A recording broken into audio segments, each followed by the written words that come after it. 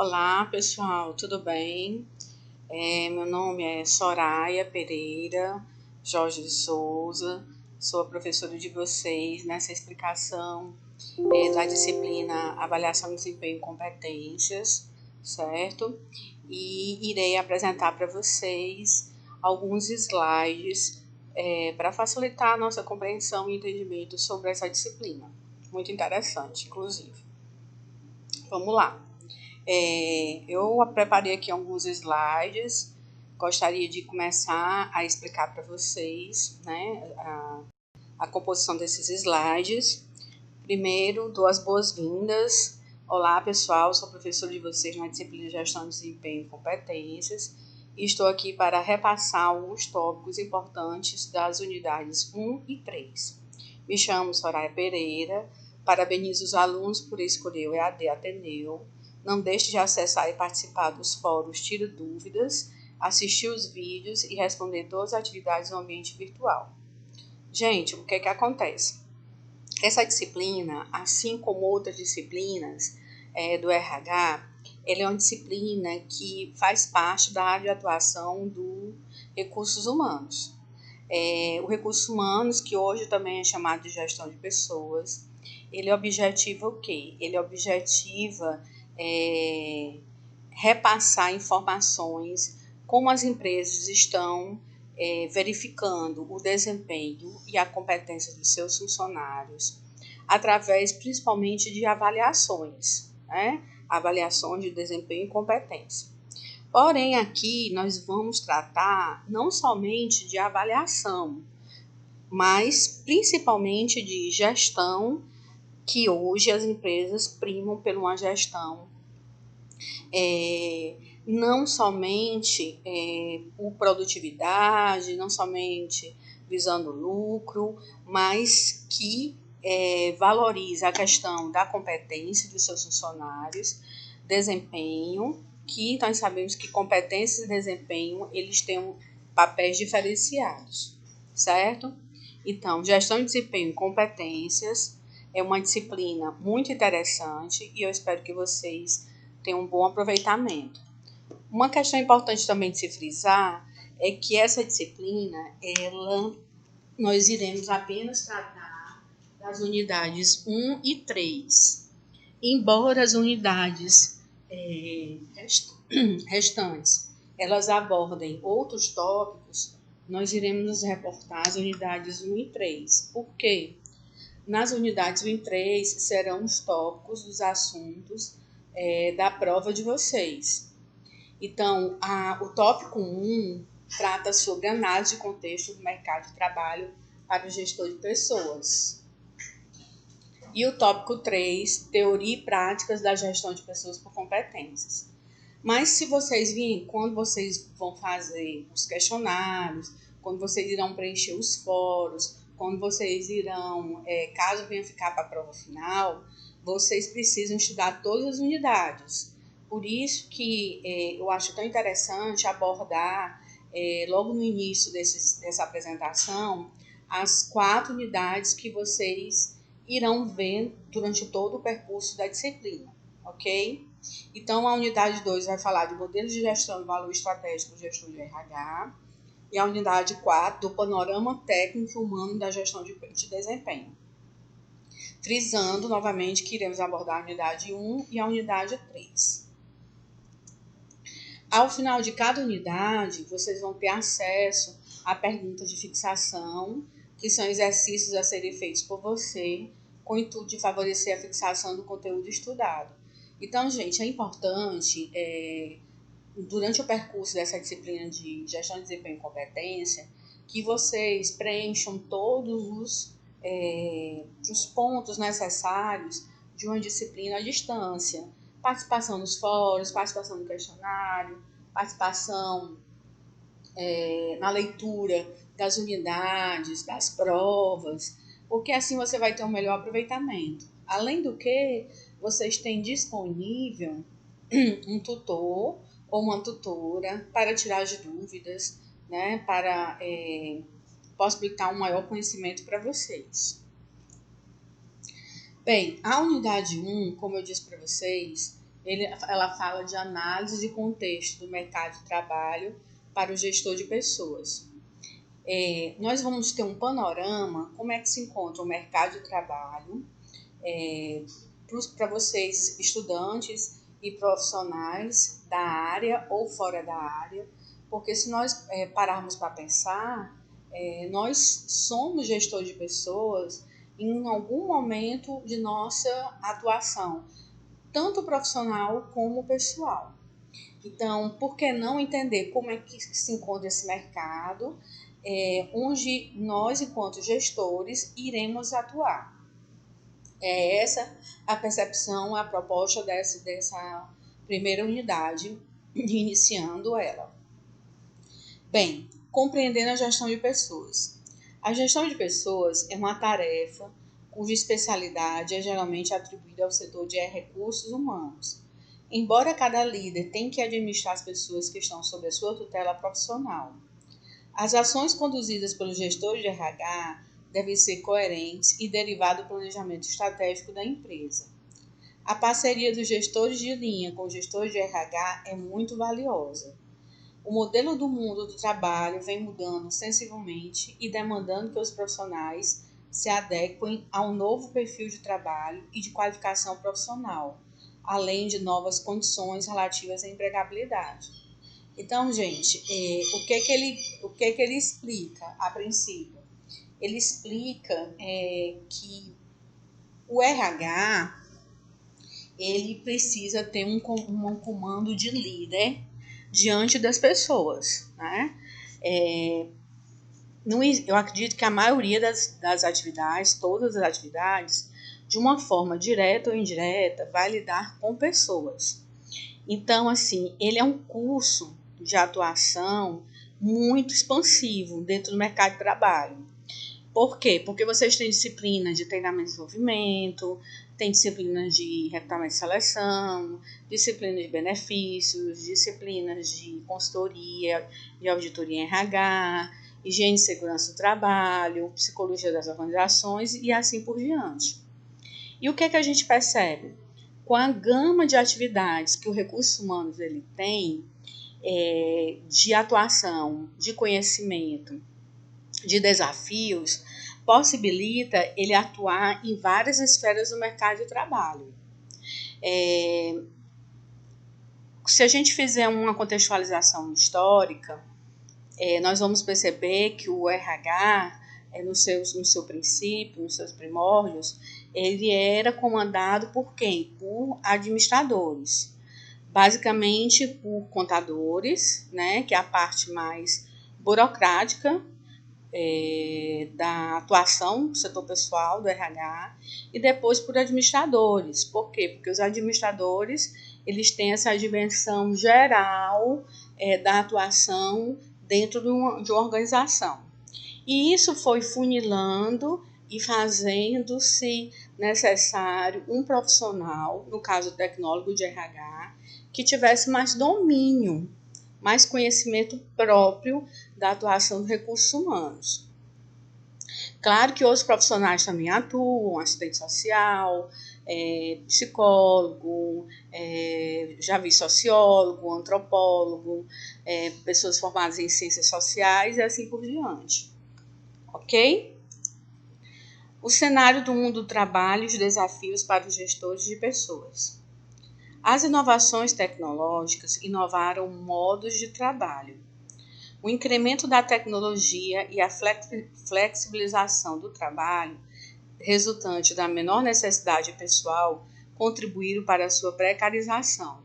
Mais máquinas e menos pessoas, menos emprego e mais contratação de mão de obra por tempo determinado através de projetos de prestação de serviços. Estes deveriam ser capazes de realizar trabalhos mais especializados, mais complexos e ser polivalentes como na linha de produção.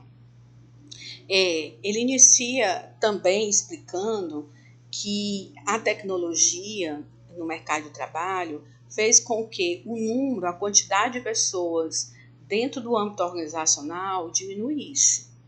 Isso é uma realidade. Mas também a gente tem que entender que não dentro da organização não existe somente a parte tecnológica, o maquinário, os objetos que não são vivos, né? Podemos dizer assim. Isso faz com que, cada vez mais, o setor de gestão de pessoas, ele seja um setor que tem atuação, que diante desses desafios, dessa nova realidade que acontece dentro das empresas, ele venha a ser um profissional que busque novas necessidades, novas demandas, que venha verificar as lacunas que ocasionam, né, dentro de uma empresa, e que principalmente o gestor de RH ele seja proativo, ele não fique aguardando a situação correr, né, para poder ele resolver o problema. Eu sempre digo muito isso aos meus alunos. Gente, vocês precisam serem gestores que vão em busca de encontrar possíveis problemas que possam acontecer ou que já estejam ocorrendo antes que esses problemas eles tomem uma dimensão maior. Porque quando a dimensão ela é maior, fica mais difícil de você ter a resolução, de você contornar, de você ser mais prático, ter respostas mais rápidas. E o que é que a gente observa muitas vezes dentro de algumas organizações? São profissionais que não vão nessa busca, ficam realmente na condição de aguardar essa demanda que está por vir. E o que ele está mostrando aqui também? Que essa precarização, com mais máquinas e menos pessoas, valorizando mais a máquina do que as próprias pessoas, deixou as pessoas muito desmotivadas, deixou as pessoas também receiosas diante de uma realidade que ela não sabe do que está por vir. E a gente sabe que cada vez mais o que se pede dos profissionais são profissionais polivalentes, ou seja, profissionais que possam, como é que eu posso dizer? Eles possam atuar em várias atividades, porque foi a época que ele era específico em uma única função, né? Porque assim como a máquina, o homem também teve que se adaptar a essa nova realidade. No século XXI, o perfil do trabalho enfrenta cada vez mais os impactos de inovações tecnológicas e da precarização do trabalho, que interfere nas formas de empregadores e líderes em gerenciar pessoas. As mudanças no direito trabalhista fizeram com que a precarização soasse mais ameaçadora ainda aos trabalhadores, visto que as condições de ter emprego, não as de empregabilidade, tendo em mente que a primeira atende ao empregador e a segunda caracteriza a qualificação e as competências do empregado, ficaram mais difíceis para o trabalhador. Então, gente, o que a gente percebe aqui também? É muito interessante a gente começar a entender o significado também das palavras. Empregabilidade é a capacidade que o trabalhador tem de buscar e ser atendido em relação a emprego, certo? Então, empregabilidade é isso. Empresabilidade é a capacidade da empresa e não dos empregados de manter os talentos dentro da organização. Então, o que é que ele está passando a ideia aqui? Ele está passando a ideia exatamente essa, de que cada vez mais, né, os serviços que são prestados pela população, eles são precários, né? Esses serviços, eles são precários, e isso tem provocado o quê? Tem provocado uma realidade que não é a realidade que a indústria ela repassou durante muito tempo para a sociedade. Uma realidade onde as pessoas elas podiam ter melhores condições de vida, ter melhor qualidade, ter melhor ambiente de trabalho. Algumas coisas, sim, aconteceram e outras coisas não. É isso que ele está querendo passar. Então, essa capacidade de empregabilidade, que ele está falando é cada vez mais ameaçadora, exatamente por essa questão aqui tratada. Em função de um contexto laboral em constante mudança, compreende-se que um ambiente social com maiores exigências para a empregabilidade pode gerar sentimentos conflitantes nos funcionários. Ao RH, fica a incumbência de verificar estas condições e se afetam o desempenho ou a produtividade dos trabalhadores, além de desenvolver estratégias para lidar com este contexto. Com as demandas cada vez maiores por qualificação de pessoal, como critério para a contratação e condição de empregabilidade, a certificação profissional é mais um dos meios que pode ajudar o profissional a se inserir no mercado de trabalho, né?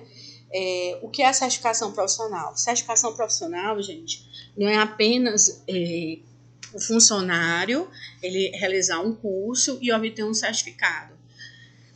Cada vez mais as empresas elas primam por um funcionário que é muito bom naquele conhecimento técnico e que ele é muito bom também na questão de personalidade, na questão de comportamento, tá? Isso faz com que os profissionais eles tenham esse domínio e esse conhecimento dos dois lados da questão. Porque a empresa entende que aquele profissional que tem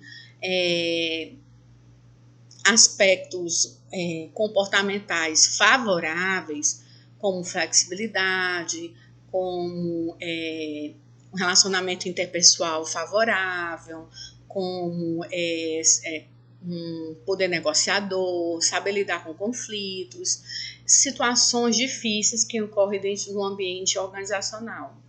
Tudo isso faz com que cada vez mais as mudanças que vão ocorrendo dentro do ambiente de trabalho proporcione o quê? Que esses profissionais eles saibam lidar com essa realidade existente, com essa demanda que cada vez mais ela é latente, né? E isso é como ele diz aqui, é um sentimento conflitante nos funcionários, porque diante dessas situações, elas muitas vezes elas afetam o desempenho dos funcionários. Gerações e mercado de trabalho. O mundo passa por grandes mudanças, a partir das iniciativas sociais e científicas, como a invenção do avião, do cinema, da linha de produção e o início da Revolução Comunista e movimentos grevistas no Brasil, em relação às condições de trabalho e exploração da mão de obra pela indústria. O final da Segunda Guerra Mundial marcou uma mudança no comportamento social das pessoas, no sentido da valorização das relações interpessoais e família. No Brasil, a geração X sofreu o impacto da crise do petróleo e da recessão financeira na década de 70, além de ter enfrentado a ditadura militar. Então, assim, ele faz um panorama histórico dizendo que muitas invenções elas ocorreram, inclusive invenções na esfera trabalhista. Essas invenções na esfera trabalhista, elas tiveram realmente o seu pulo, o seu salto com a Revolução Industrial, que iniciou na Inglaterra e muito tempo depois foi que veio ocorrer aqui no Brasil. E ele ressalta, inclusive, que as mudanças que aconteceram no percurso da trajetória histórica, como na década de 70 no Brasil, a ditadura militar provocou crises que afetaram também o quê? As organizações. Ou seja, tudo que acontece no contexto econômico, cultural, social, político, no mundo, pode afetar mais diretamente ou não as organizações, as empresas. A geração Y teve acesso à tecnologia como fonte de lazer, o que fez com que se adaptassem facilmente ao seu uso no ambiente de trabalho. Ou seja, nós sabemos e estamos sempre estudando que na nossa sociedade existem várias gerações. A geração Y, geração Z, geração vários tipos de babysitter, baby, eu não estou bem lembrando bem como é o nome ao certo desse tipo de geração. Mas essas gerações, elas têm provocado o quê? Ela tem provocado uma demanda de pessoas que vão se adaptando a essa nova realidade. Por exemplo, o que nós estamos passando agora no contexto atual é uma realidade de necessidade de se adaptar à tecnologia, aos recursos que o computador ele oferece, que o celular oferece, que uma TV oferece. Às vezes, muitas vezes, existem recursos na tecnologia, como relógio, como rádio, como outros instrumentos, que nós não temos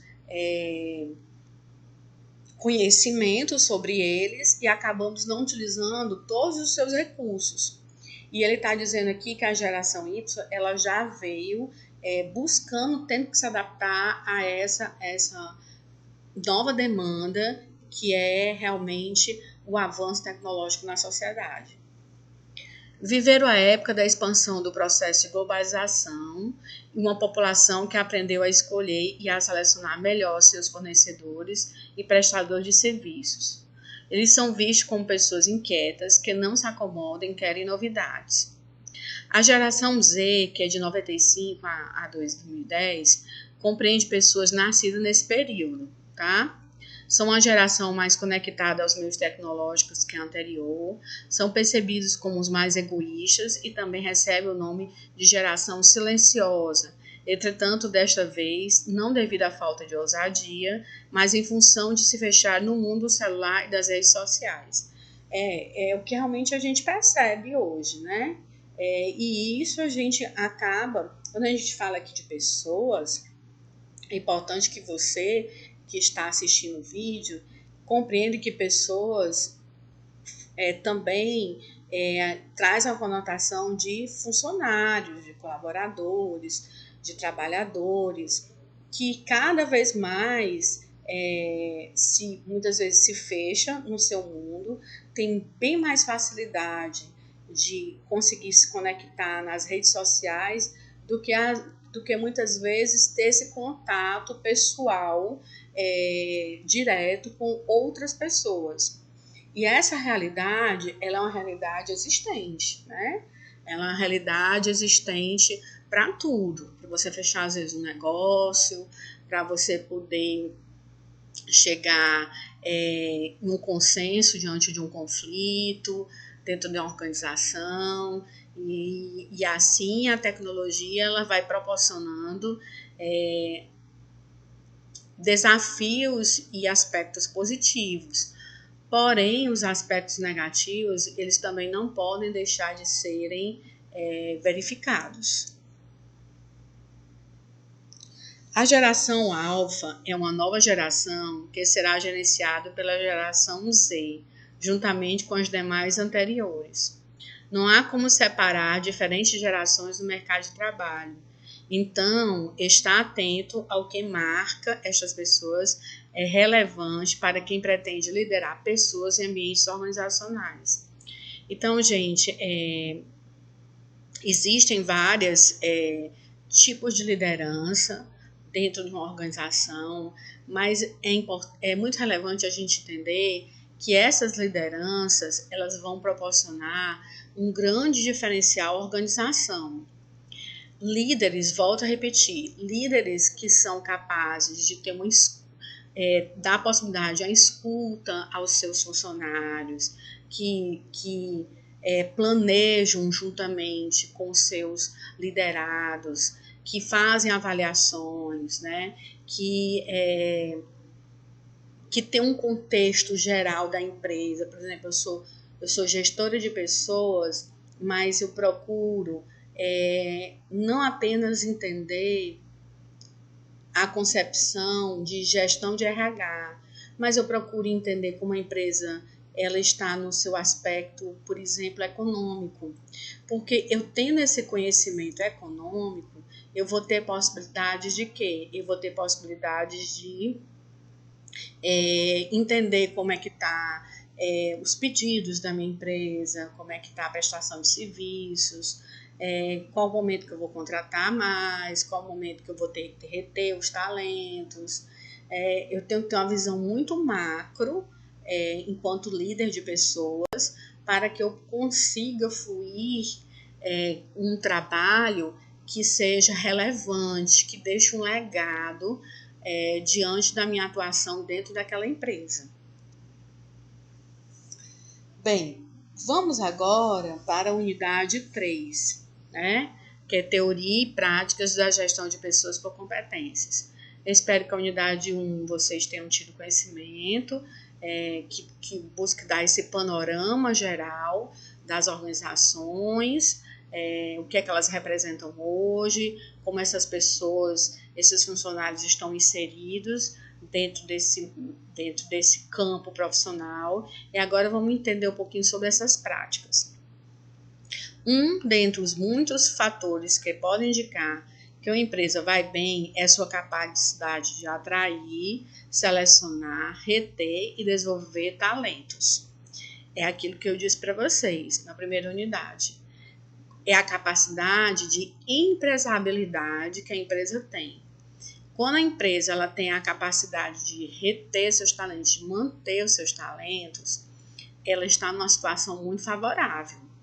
Porque quando a gente começa a observar que uma empresa tem uma alta rotatividade pessoal, entrada e saída de funcionários, que os funcionários eles não estão se sentindo motivados e estão sempre com aquela intenção de buscar algo melhor em outro local. E isso não são aspectos favoráveis para uma empresa. E isso, consequentemente, vai afetar o quê? Está afetando e afetará, com certeza, a gestão de pessoas. O talento humano e sua performance fazem a diferença para que a empresa seja eficiente e eficaz. A gestão por competências é uma alternativa prática para ajudar no planejamento, na execução e no controle de direcionamento das empresas. A sigla CHA representa o conjunto dos conceitos de competências. Então, vamos lá. O que é que ele está querendo colocar? Hoje, cada vez mais, as empresas elas estão preocupadas em ter um tipo de gestão que prima pela competência. Foi a época, realmente, que a empresa ela valorizava aquele funcionário que era considerado competente, aquele funcionário que tinha muito tempo de casa, né? Não é que isso não seja importante, claro que isso é importante. Mas, às vezes, aquele funcionário que tem muitos anos dentro daquela empresa não quer dizer que ele seja competente. Ele pode até ser competente. Pode até ser que seja admitido em menor tempo e tenha menos tempo de casa, seja até mais competente do que aquele que tem um maior tempo, e vice-versa. Isso vai depender de quê? De uma série de fatores, como eu já expliquei. Aspectos técnicos e aspectos comportamentais. Então, por isso que avaliar a competência desses funcionários é tão importante. Por quê? Porque quando você avalia a competência de um funcionário, você vai verificar o que ele tem de bom e o que ele tem a melhorar. Quando eu avalio a competência e o desempenho dele, eu vou ter condições de alinhá-lo dentro da empresa. Em que sentido? Ele pode ser muito bom naquilo que ele está fazendo, mas ele pode ser melhor em uma outra atuação dentro da organização, em outro cargo, em outro horário, em outra unidade. Tá dando para perceber o que eu estou querendo passar para vocês? E vai ser através dessa avaliação, que tem que ser muito bem feita, tem que ser feito por um profissional gabaritado, que entenda os pontos positivos, repasse esses pontos positivos para ele e repasse para os gestores dele. E em cima dessa avaliação, as medidas sejam tomadas. Porque também, gente, de nada vai adiantar você fazer uma avaliação das pessoas detectar o que é bom, o que é ruim, o que é que tem que ser feito e tal, e não colocar isso em prática. Isso vai gerar uma grande frustração e realmente tempo, dinheiro, desperdício gritante, né, de recursos para uma coisa que não foi resolvida. Bem, a combinação sinergética de competências e entrega. O input, as competências. Então, para um funcionário, diante das nossas leituras, dos nossos textos, a gente percebe que o funcionário ele tem que ter dentro dele algumas competências, conhecimentos, habilidades e atitudes, certo? Ele tendo isso, ele vai ter o output, ele vai ter capacidade de quê? De fazer entregas e resultados que agregam valor, que é o que a empresa tanto prima. O conhecimento é o quê? O conhecimento é o saber fazer. Eu preciso conhecer o que eu vou fazer, como eu vou fazer, qual é o fluxo. Eu tenho um pleno entendimento dessa proposta. A habilidade é o quê? É o como fazer, né? Então, quais são os métodos, quais são os caminhos que eu irei utilizar a partir do conhecimento que eu tenho no ambiente do trabalho. E as atitudes, elas são o quê? É o fazer, é o querer fazer. Então, querer fazer é exatamente isso. É a possibilidade de que, já diante do conhecimento que você tem e diante das habilidades, você colocar em prática essas possibilidades. Porque às vezes você tem muito conhecimento, você tem muita. Sabe como fazer, colocar esse conhecimento em prática, mas não tem ação. E não tendo ação, vai para aquela mesma questão. A competência ela não flui, o desempenho ele não vai ser colocado em prática, vai funcionar.